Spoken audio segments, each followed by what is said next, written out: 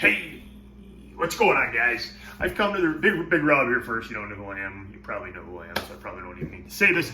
But if you don't, Big Robb from MakeBeerEasy.com, and we are kegging beer today, guys. Spilling star sand everywhere. We got the old corny ready to go. So we're gonna keg some beer. So hang tight.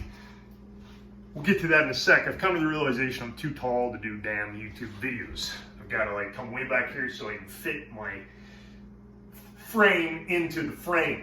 Anyway, let's get at her. So we are kegging the American Pale Ale I brewed. I'll put the link. I gotta come back here so I don't gotta bend over. I'll put the link under this video to the brew video as well as the cold crashing video. I'll try to mesh them all together. Plus, I'll put the link to the blog post that provides, I think it's not quite the same recipe, but very similar to one of my American Pale Ales, and all these videos will be on it. So let's get at it. Yesterday, I sanitized the shit out of my corny keg with star sand. So it is, can you see that thing? It is sitting there soaking, still the same keg, sitting there soaking star sand in it, okay? So what I'm gonna do is I'm gonna hold on to that star sand because I used a lot of it. It'll still be good. I'm going to dump it into my little mash and boil. It's got a nice little spigot on the bottom. And once I am done cleaning my Spite Ale fermenter, I'm going to fill her up, reuse the star sand because she's definitely still good. It was less than 24 hours. It was only, I don't know, 18 hours, 20 hours. Got my transfer hose all sanitized up as well. So I'm going to I don't know, you guys want to hang tight while I do this, or should I turn the video off? Let's give her a go and see. So I've got, this is my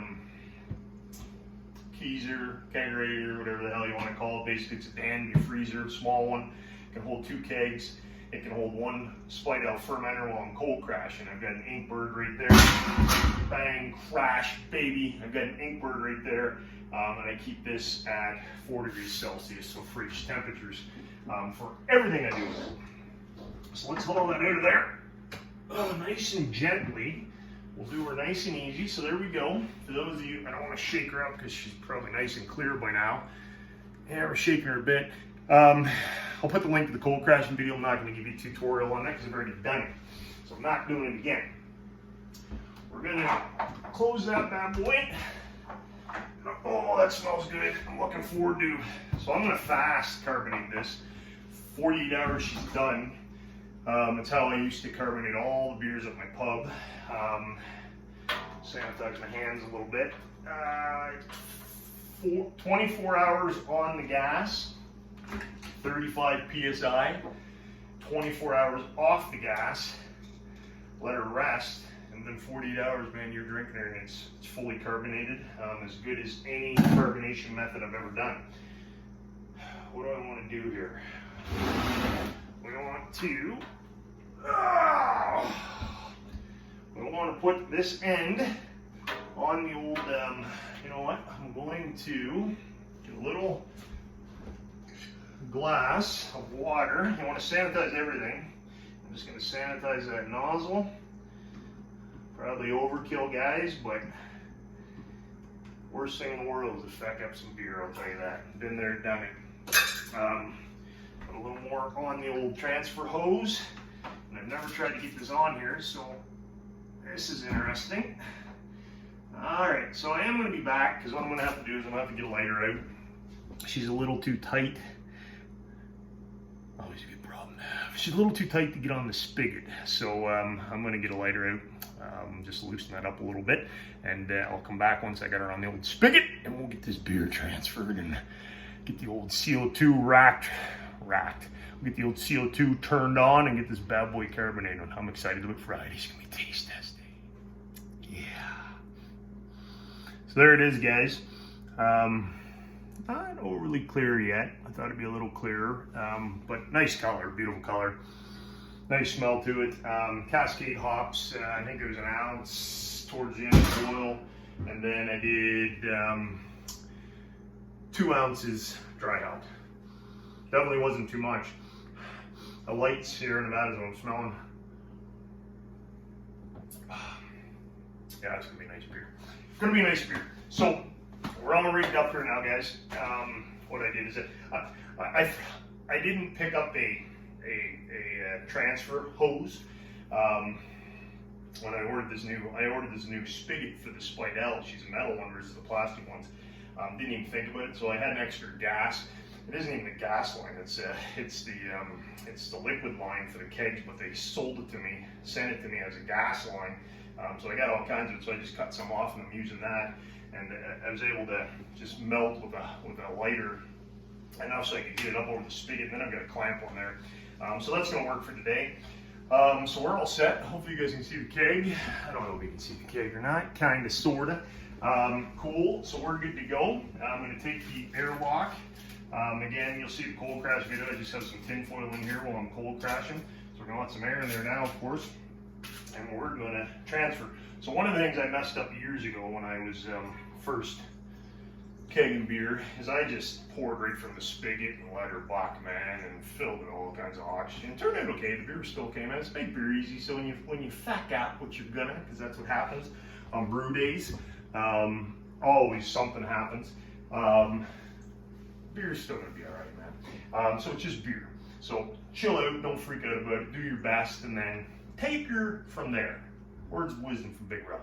So we're gonna transfer this over. You guys don't have to sit here while I do the whole thing. I'll put you on pause, and then I'll bring you back as I hook up my old 5-pounder to her, and then we're gonna get her back in that, get her back into that keezer, and watch the clock for 48 hours and start drinking her. Yes. All right, gang, back again. So we're all set up. We're in the keg. She's nice and filled, pretty much to the top. I might brew a little bigger batch next time, a couple liters extra or whatever. Got her connected to the gas line connected. Okay, gas line goes on. And what you want to do now is you want to purge all the oxygen out. This is the old Pepsi kegs, I believe it is. The Cokes actually have a little pressure release valve that you can use to do what I'm about to do. So you want to fill her with gas, get that filled up, okay, and then you want to purge it a couple times to get all the oxygen in, okay? So I'm filling her up with gas right now. With this keg, like I said, you don't have the pressure release valve that you'll just be able to pull in and get all the oxygen out. Instead, you got to rig up like a separate connection that goes onto the gas line, and then I'll put that on, and it'll push out all the air. Okay, so I typically do this once to twice. Make sure you get a little bucket to catch all the liquid in case you get any liquid push out. Turn your gas off. Take that gas line off.